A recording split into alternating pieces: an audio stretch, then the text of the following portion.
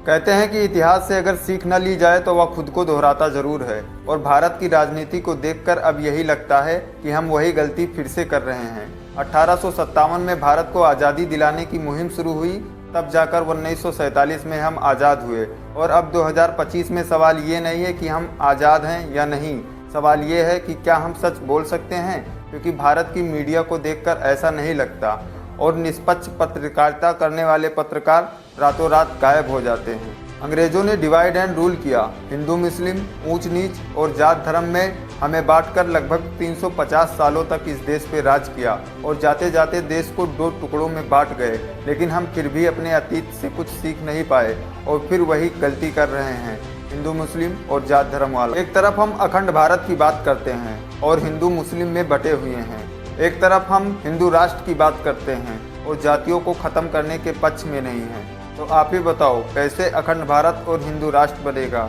1919 वाला जालियाबाग हत्याकांड सभी को याद है। जो आवाज़ उठाता था उसे गोली दी जाती थी, आज जो सवाल पूछता है उसे जेल में डाल दिया जाता है। भारत में नक्सली कहाँ से आए? अपने ही लोग हैं। जिन तक शिक्षा, रोजगार और अधिकार नहीं पहुँचा, उन्होंने अपने हक के लिए हथियार उठा लिया, और इसका हर्जाना अब किसको भुगतना पड़ता है? भारत की आम जनता को और भारतीय सेना को। 1942 क्विट इंडिया मूवमेंट, जनता उठी और सत्ता डरी, लेकिन आज किसान, छात्र और कर्मचारी सबके सब सड़कों पर हैं, लेकिन सत्ता कैमरे के सामने सब ठीक है बोलकर निकल जाती है। 1975 इमरजेंसी का टाइम, संविधान था लेकिन बोलने की आज़ादी नहीं थी। आज संविधान है लेकिन अगर सच बोलोगे तो तुमको जेल में डाल दिया जाएगा। ऐसे बहुत से उदाहरण है इतिहास में जिनसे हमें सीखने की ज़रूरत है। बाकी आपकी क्या राय है इस पर? हमारे साथ शेयर ज़रूर करें।